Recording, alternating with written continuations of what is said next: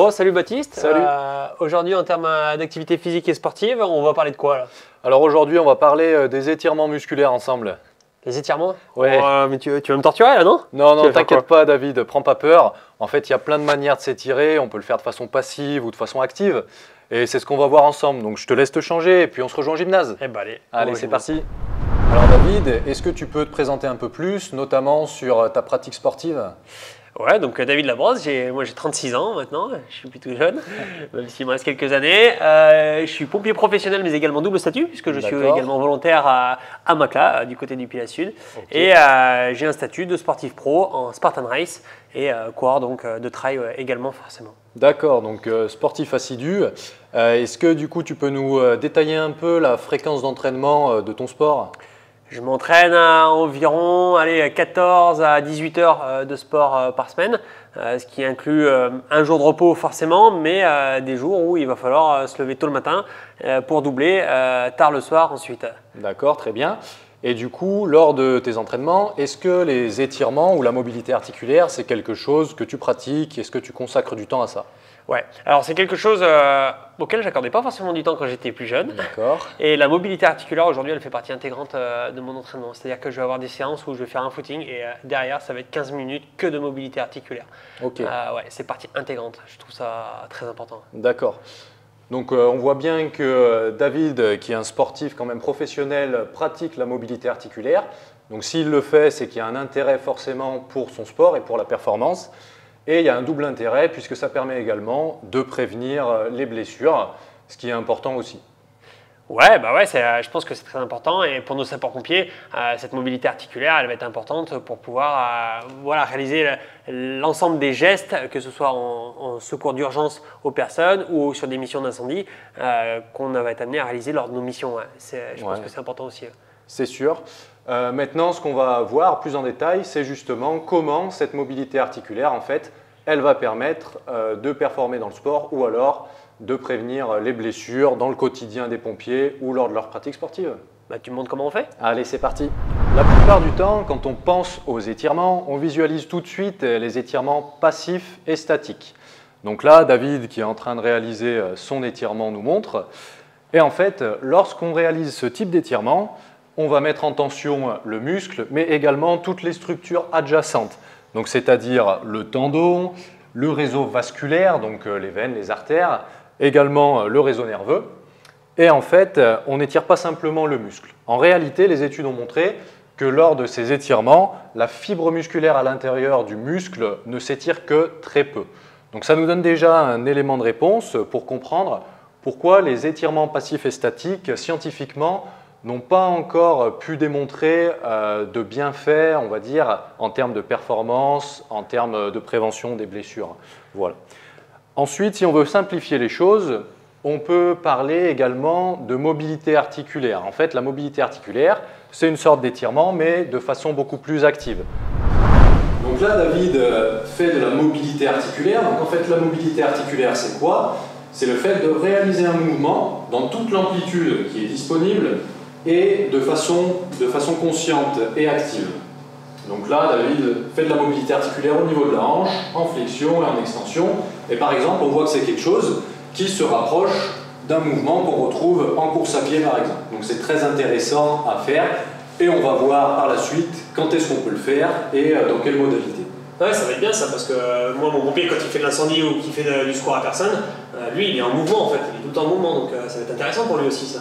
Exactement, ça peut être intéressant pour les pompiers, car avec un métier aussi actif et physique, il faut qu'ils restent mobiles et pas qu'ils soient enfermés dans des stéréotypes de mouvement pour qu'ils aient le choix dans la stratégie à adopter lorsqu'ils sont en intervention.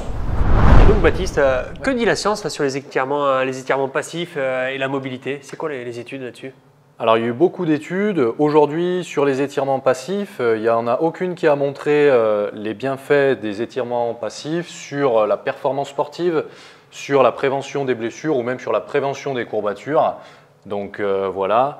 Après, sur la mobilité, par contre, on sait que la mobilité permet vraiment de faire un mouvement dans toute l'amplitude disponible et un meilleur contrôle du mouvement. C'est-à-dire que quand tu vas faire ton geste sportif, tu vas le faire plus loin et tu vas mieux le maîtriser. Et l'amélioration est également plus durable dans le temps. Ah, donc ça, c'est important pour nous. C'est très important, oui, puisque du coup, ça permet vraiment d'avoir une bonne gestuelle et un bon placement lors notamment des porte-charges, des interventions, des choses comme ça. Donc, ça évite de se blesser. Ah, ok. Bon, Baptiste, là, moi, je viens de finir mon échauffement. Là. Je suis bien étiré. Je pense que je suis bien chaud, là. Je vais aller faire mon petit fractionné. Un bon truc bien intense à faire. Alors, attends, on va pas trop vite, David.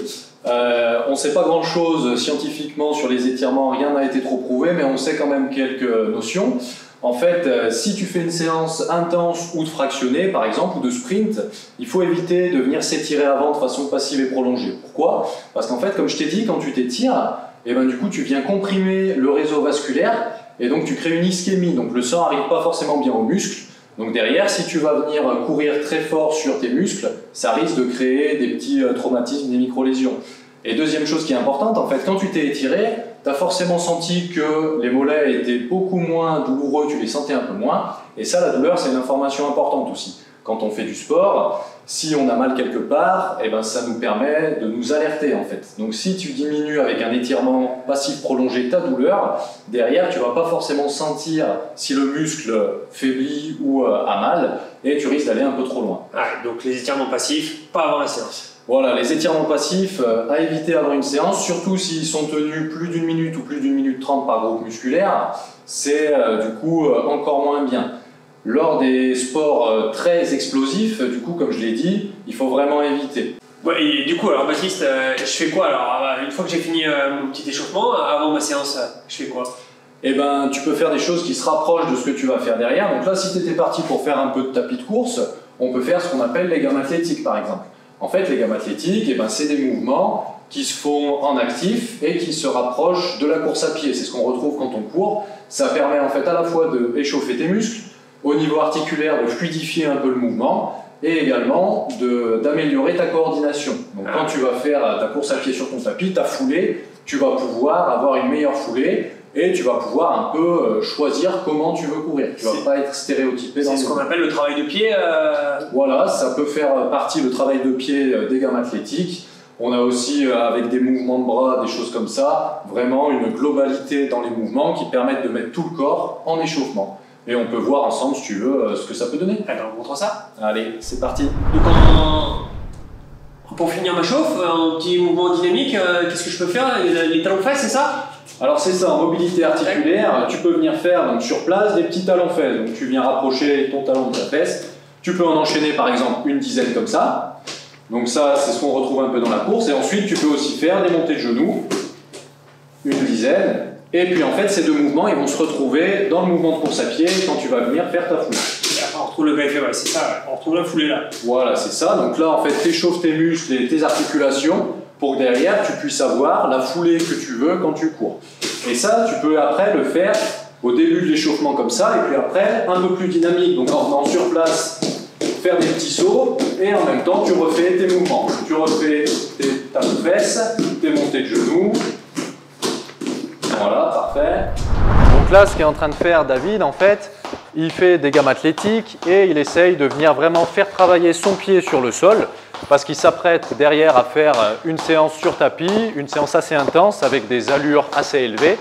Et donc, il faut que ses mollets, que ses pieds soient capables de venir travailler sur le sol et d'engendrer vraiment une force assez dynamique et explosive.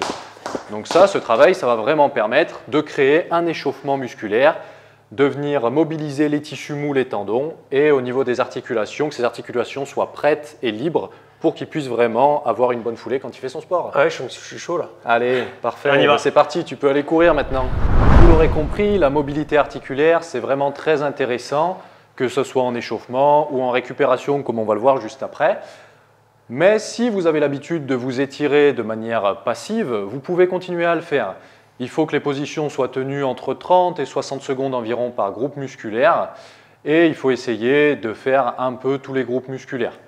Après, si vous avez l'habitude de vous étirer de cette manière et que ça vous convient, continuez à le faire. C'est mieux que rien vraiment. Si vous sentez que vous avez le besoin de le faire également ou vous sentez une tension quelque part, pareil, vous pouvez vous étirer, ça vous fera du bien. Maintenant, je vais aller vers David et on va voir ce qu'on peut faire en mobilité articulaire, mais plutôt en récupération, c'est-à-dire après une séance de sport, puisque c'est différent de la mobilité en échauffement.